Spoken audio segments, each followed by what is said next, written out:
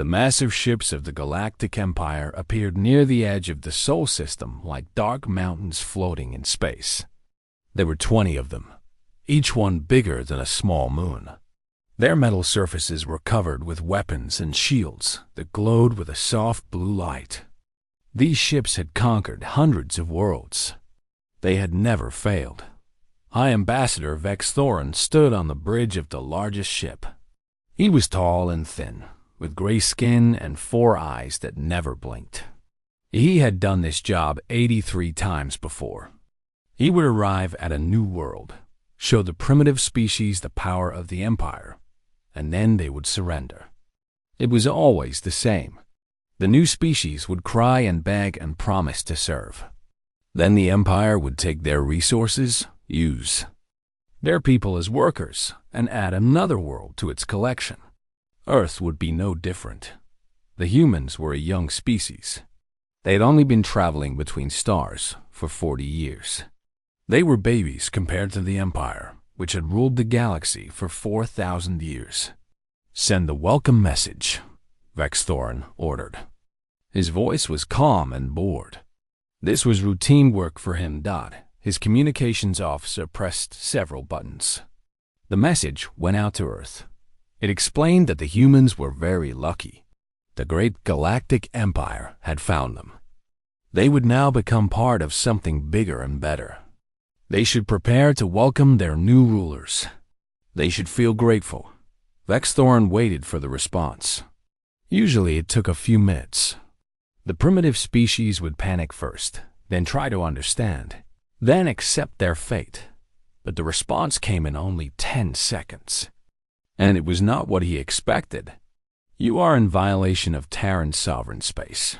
State your intentions or be fired upon. You have 60 seconds.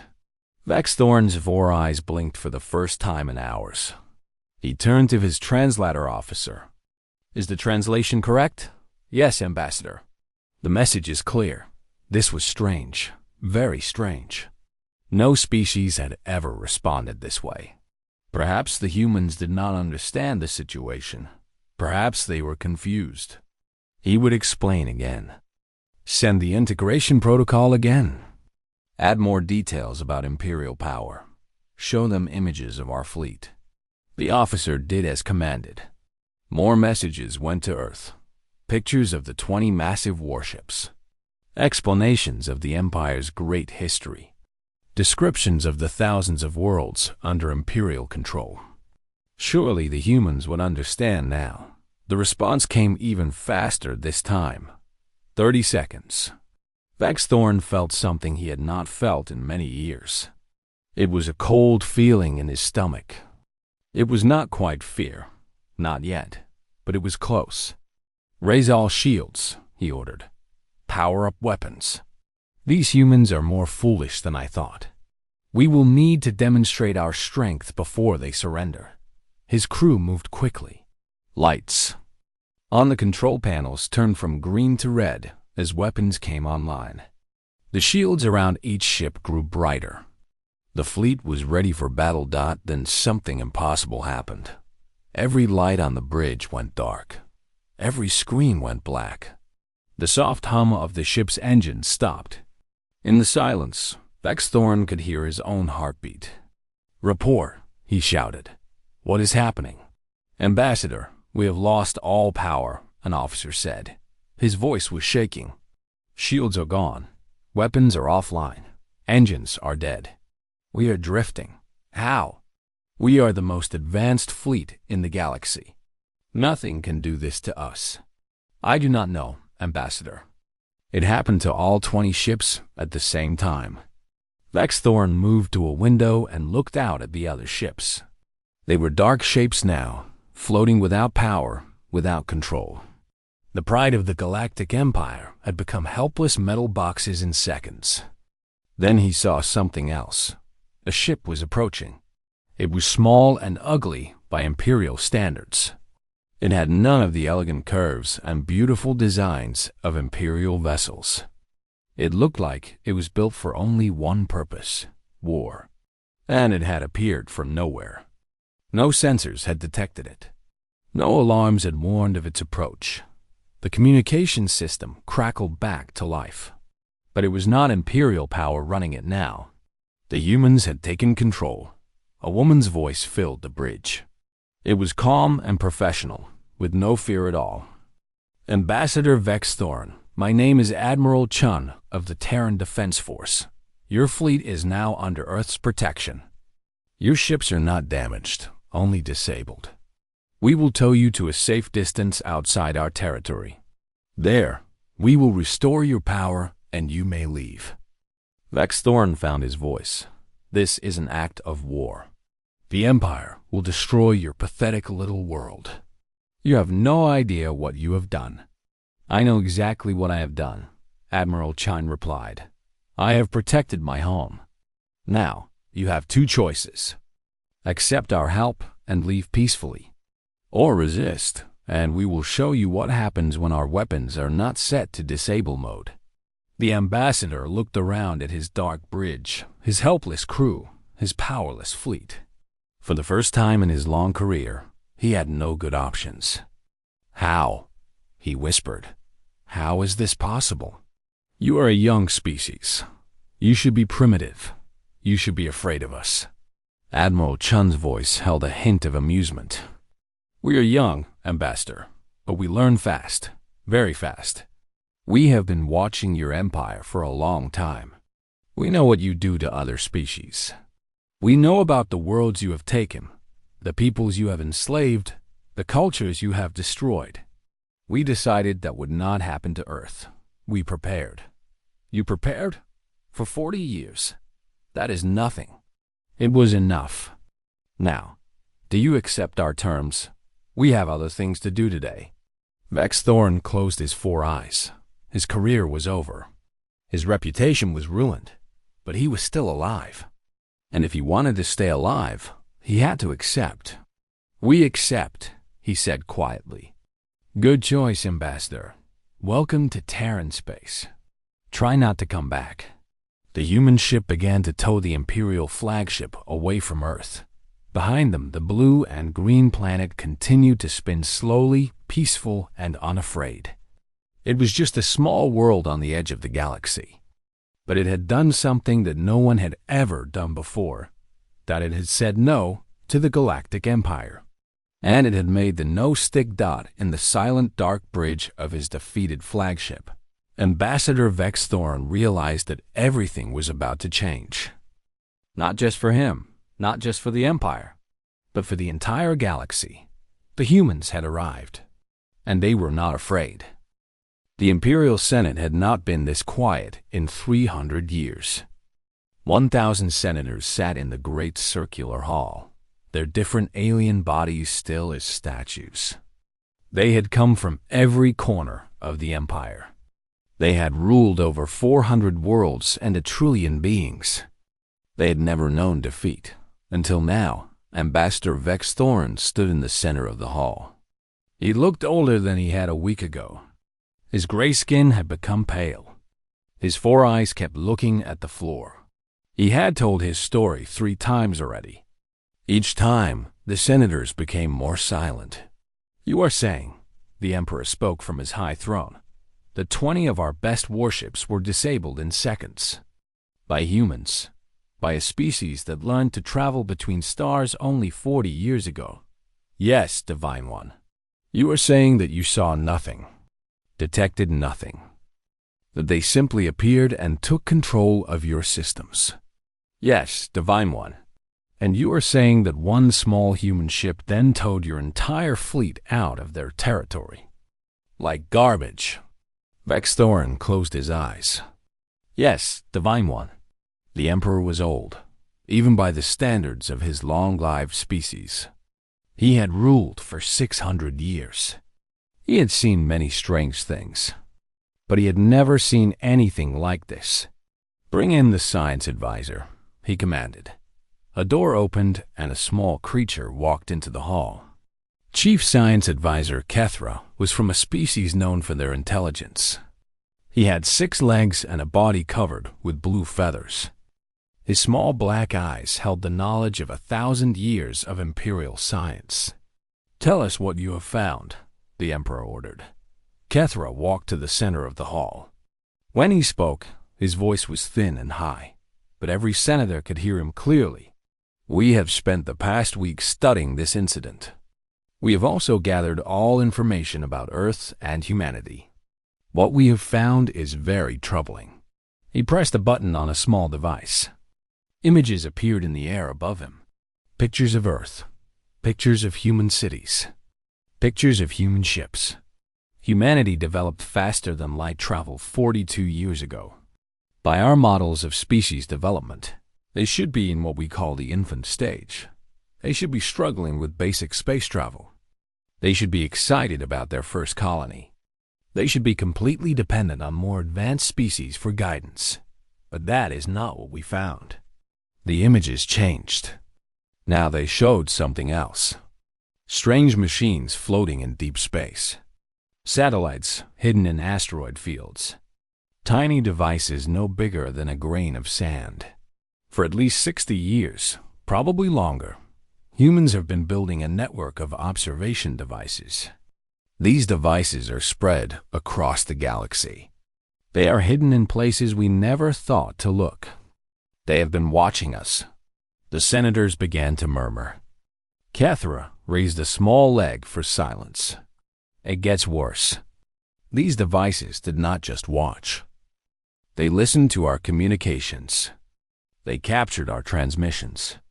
They recorded our technology in action. For decades before we knew they existed, humans were studying us. The Emperor leaned forward on his throne. "Are you saying they spied on us?" "I am saying they studied us like we study primitive species. They observed our military tactics. They analyzed our weapons. They found weaknesses in our shields. They learned how our software works." Kethra changed the images again. Now they showed lines of code. Imperial code, military code, secret code. The attack on Ambassador Vex Thorn's fleet was not magic. It was not luck. Humans found a weakness in our ship software. This weakness exists in every ship, every station, every system in the Empire. We believe they discovered it at least 15 years ago. Why did they not attack before? A senator shouted. Because they were not ready. They were still building, still learning, still preparing. They only revealed themselves because we came to their door. If we had not sent that fleet, we might not have known about them for another 100 years. The Emperor stood up. He was very tall, with skin like dark metal and eyes that glowed orange. When he spoke, his voice filled the entire hall. "Then we will send a larger fleet. The Third Armada has 12,000 ships. No species has ever survived against the Third Armada. We will crush these humans and teach the galaxy what happens when someone challenges the Empire." Kethra did not move. He did not look afraid. He looked tired. "Divine One, I must tell you something else. We examined our military communication systems after this incident. We found human code hidden inside them. This code has been there for 15 years. It has been recording everything. Every message. Every order. Every plan." The hall became completely silent. The humans know about the Third Armada. They know its size, its weapons, its tactics, its commanders. They know where it is right now. They probably know what the Emperor had for breakfast this morning. The Emperor sat back down slowly. His orange eyes had lost some of their glow. "How is this possible? We are the greatest civilization in the galaxy. We have ruled for 4,000 years. How can a species of babies do this to us?" Kethra looked up at the Emperor. His small black eyes were serious. "Because we became lazy, Divine One. We stopped looking for threats. We stopped improving. We assumed we would always be the strongest. The humans did not make that mistake. They knew they were weak. So they watched. They learned. They prepared. And now they are stronger than us. Not because they have more ships, but because they have better information. They know everything about us. We know almost nothing about them. The Emperor was quiet for a long time. Around him, 1,000 senators sat in shock. The greatest empire in galactic history had just learned a terrible truth. They were not the hunters anymore. They were the prey. What do we do? The Emperor finally asked. It was the first time in 600 years that he had asked anyone for advice. Kethra looked at him with something that might have been pity. I do not know, Divine One, but whatever we do, we must assume that the humans already know about it. Because they probably do. In the Great Hall of the Imperial Senate, where the rulers of 400 worlds made their decisions, there was only silence. The old order was ending. Something new was beginning. And for the first time in 4,000 years, the Galactic Empire was afraid. The message came without warning. It appeared on every screen in the Galactic Empire at the same moment. Military stations received it. Trading ships received it. The Emperor's personal tablet received it. There was no way to stop it. There was no way to block it. The humans had complete control of Imperial communications, and they wanted everyone to know it. The message began with a simple image. Earth, floating in space, blue and green and beautiful. Then a voice spoke. It was translated into every language the Empire used. Every species could understand it perfectly. To the Galactic Empire and all connected civilizations. This is a message from the unified Terran Council, the government of Earth and all human territories. Across the galaxy, billions of beings stopped what they were doing and listened. We know who you are. We know what you do. For 60 years, we have watched your empire work. We have seen your ships arrive at new worlds. We have seen you take everything those worlds have. We have seen you turn free peoples into slaves. We have recorded it all. The image changed. Now it showed a planet with purple oceans and silver forests. It was beautiful. Then the image changed again to show the same planet, gray and dead, its oceans gone, its forests cut down. This was the home of the Varathi people. They welcomed your empire with open arms. They trusted you. 300 years later, their world is empty. Their people work in your mines and factories. Their culture is forgotten. Their children are born into slavery. Another world appeared. This one had floating cities made of crystal that caught the light of 3 suns. This was the home of the Selenians. They were artists and poets. They made beautiful things. Your empire decided that making beautiful things was not useful. Now the Selenians are almost gone. A few thousand hide in deep space, afraid to be found. More worlds appeared, one after another. Dead planets, empty cities, broken civilizations. Each one had been alive once. Each one had met the Empire. Each one had been destroyed.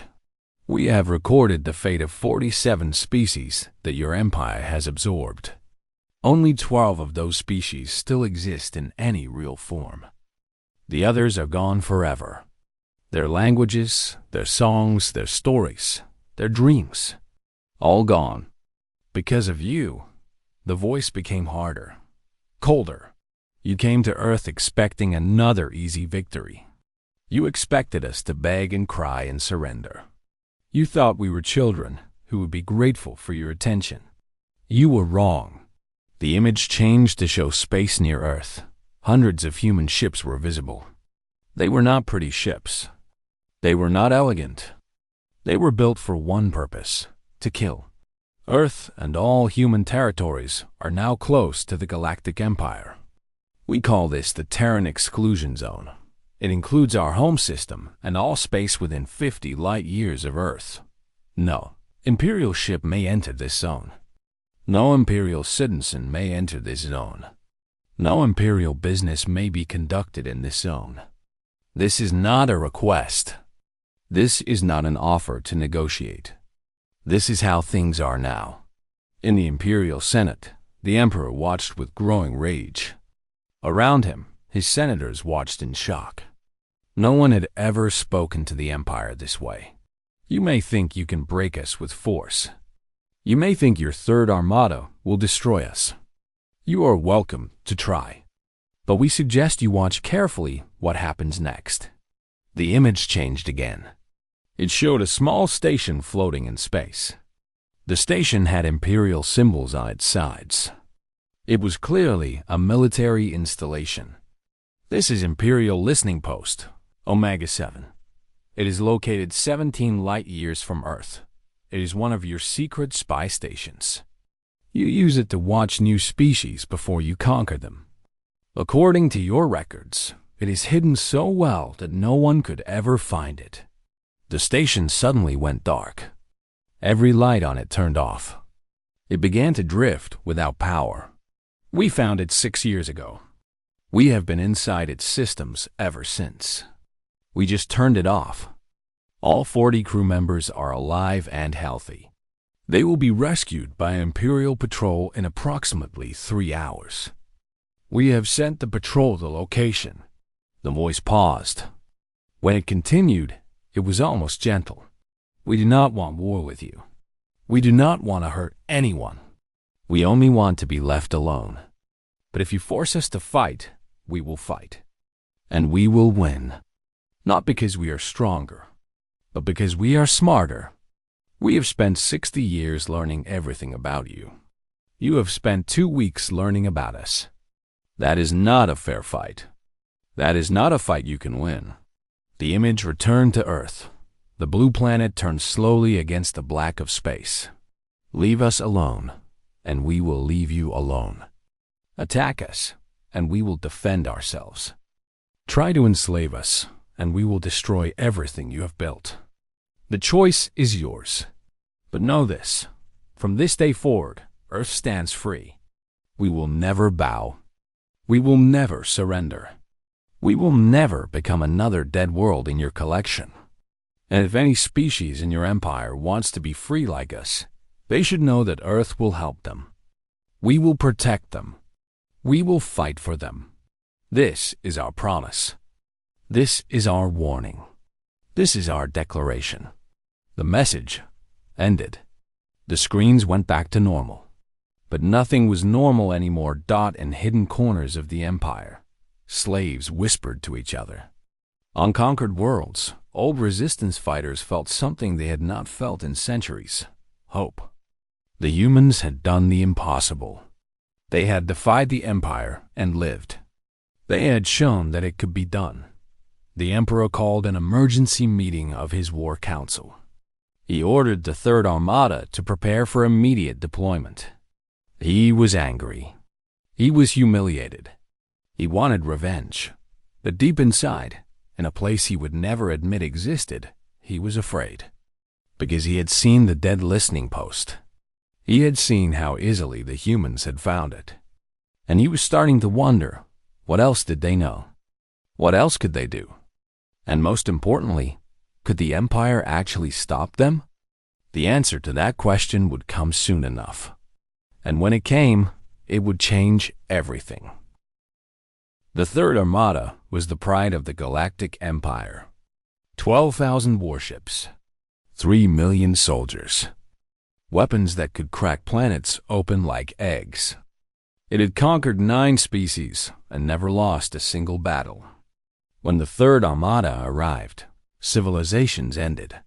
Fleet Marshal Turvac stood on the bridge of his flagship, the Divine Fury. He was old and scarred, with skin like rough stone and teeth like knives. He had personally led the destruction of 3 worlds. He had watched billions die. He felt nothing about it except pride. The humans think they can stand against us, he said to his officers. They are wrong. Today, we show the galaxy what happens when insects challenge giants. The Armada had traveled for 2 weeks to reach Terran space. Every ship was at full power. Every weapon was ready.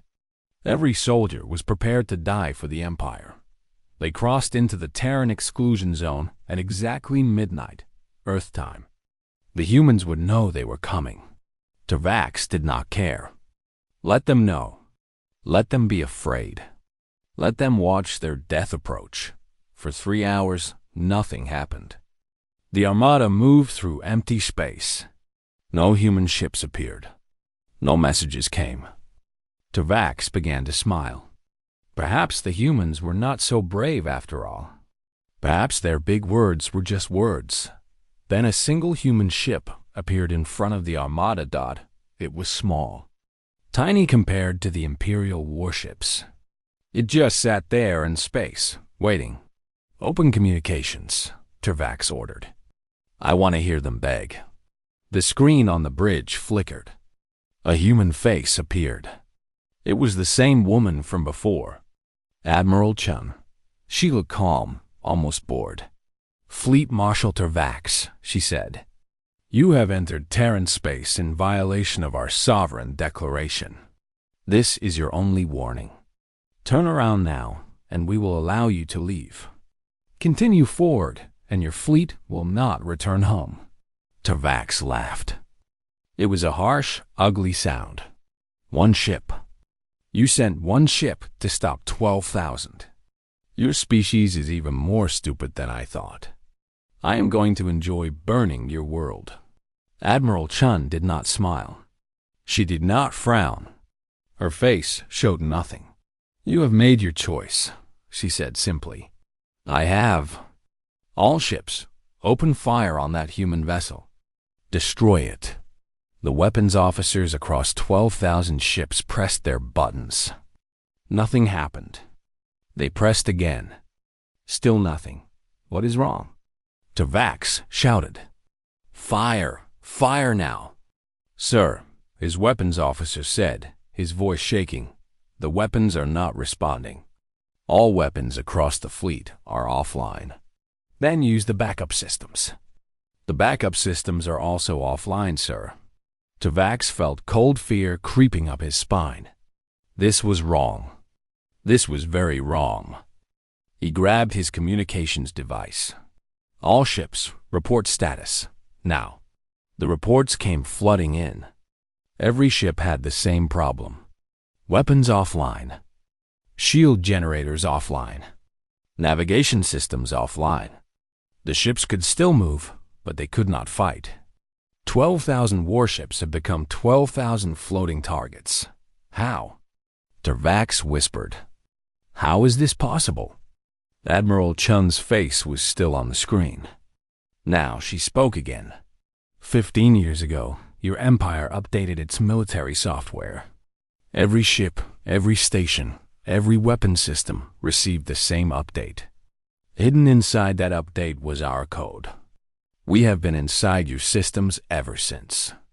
We have been watching, waiting, and now, with one command, we have turned off every weapon in your fleet. Tervax stared at the screen. His mind could not accept what he was hearing. You planned this. For 15 years. Longer than that. We knew you would come. We knew you would send your biggest fleet. We prepared for this day before your emperor even knew Earth existed. But why? Why not just destroy us? You could do it now. We cannot fight back. Admiral Chun was quiet for a moment. When she spoke, her voice was softer. Because we are not like you. We do not enjoy killing. We do not destroy civilizations for fun. We only fight when we must. Your soldiers did not choose to come here. They follow orders. We will not kill them for following orders. She leaned forward slightly. Your engines still work. Use them. Take your fleet home. Tell your emperor what happened. Tell him that Earth beat the Third Armada without firing a single shot. Tell him that if he sends another fleet, we will not be so gentle. Now go. Tervax looked around his bridge. His officers were staring at him. They were waiting for orders. But what orders could he give? They had no weapons. They had no shields. They were completely helpless. For the first time in his long career, Tervax had only one option: retreat. "All ships," he said quietly, "reverse course. We are leaving." The Armada turned around.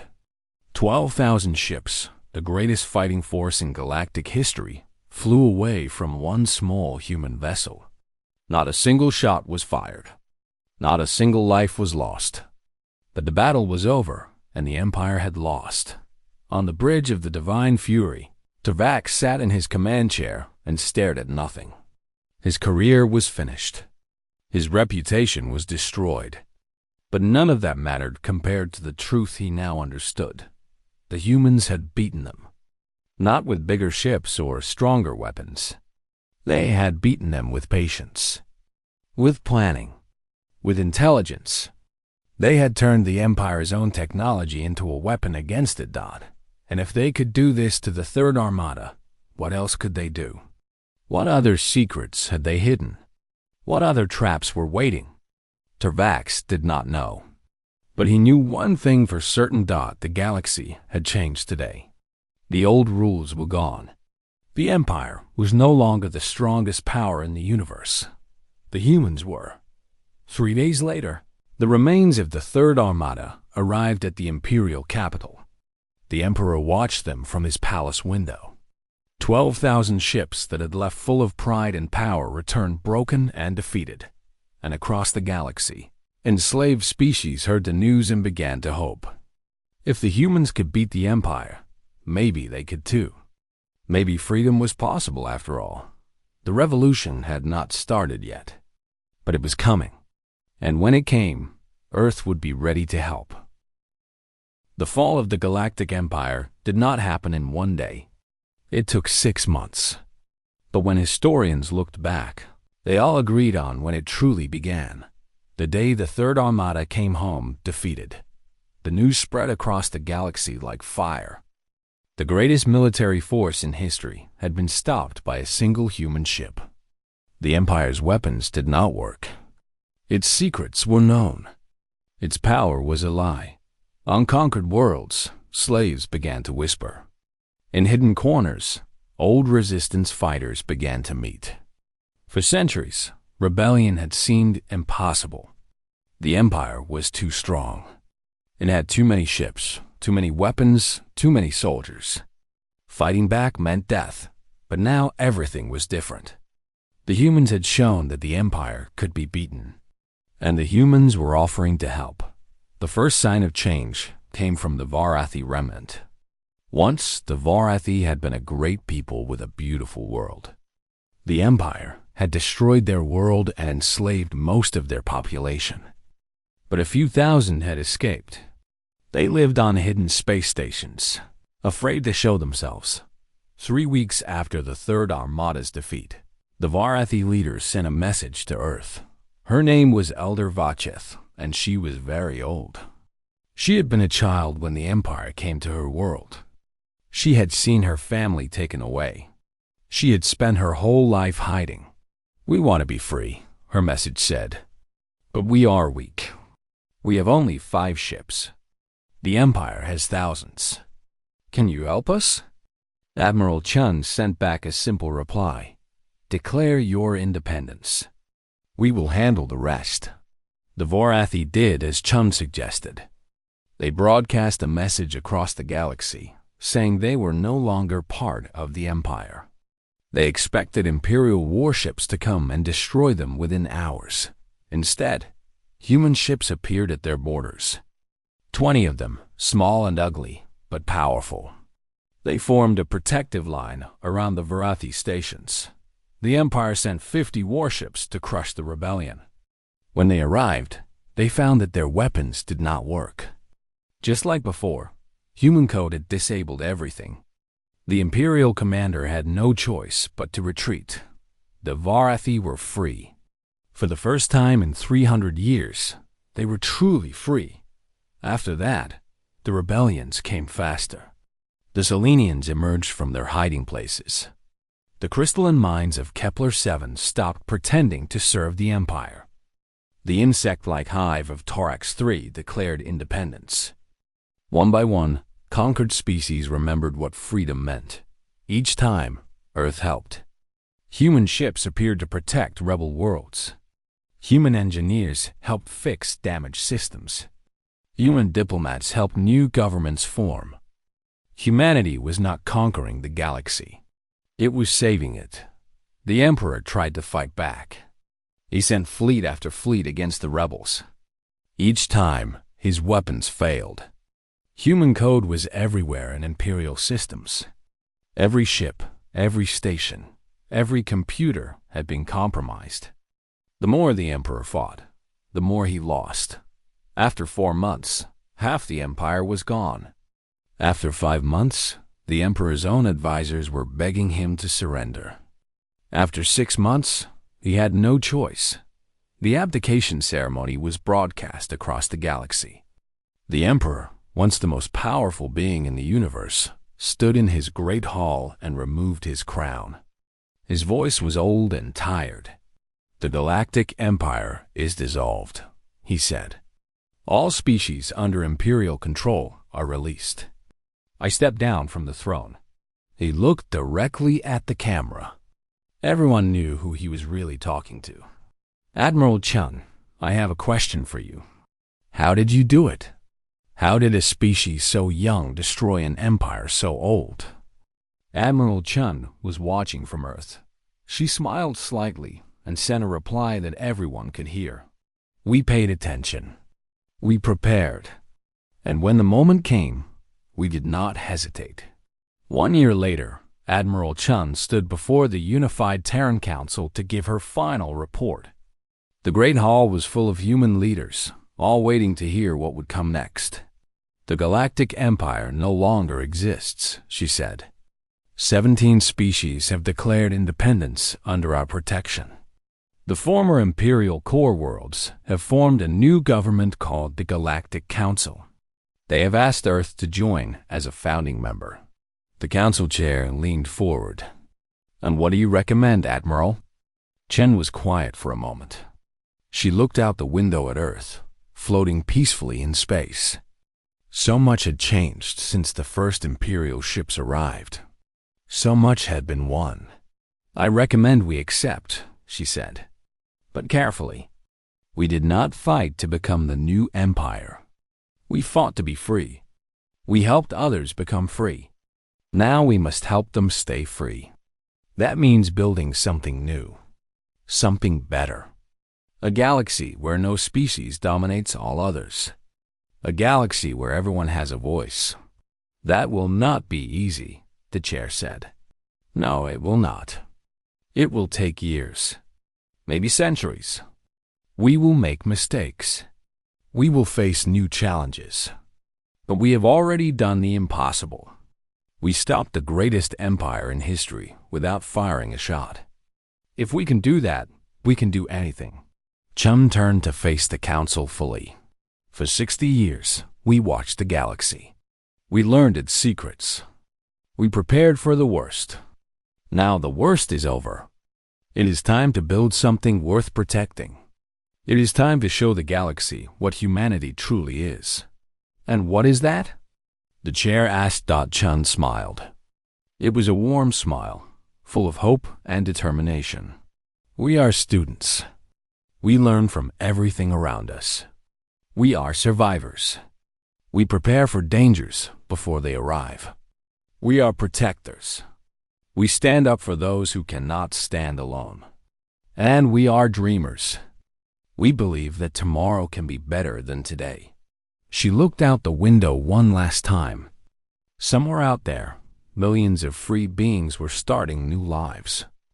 Children were being born on worlds that had been slaves a year ago. Songs that had been forbidden for centuries were being sung again. The galaxy was waking up after a long, dark sleep. "The old order is gone," Chun said quietly. "Now let us build a new one, together." Outside, the stars burned bright and endless. They had watched empires rise and fall for billions of years. Now they watched something new beginning, something that had never existed before. A galaxy united not by force, but by choice. Not by fear, but by hope. Not by one species ruling all others, But by all species standing together, it would not be perfect. Nothing ever is. But it would be free. And it had started with one small planet that refused to bow. Earth, home of humanity. The species that watched, learned, prepared, and won. The end of one story. The beginning of 1,000 more.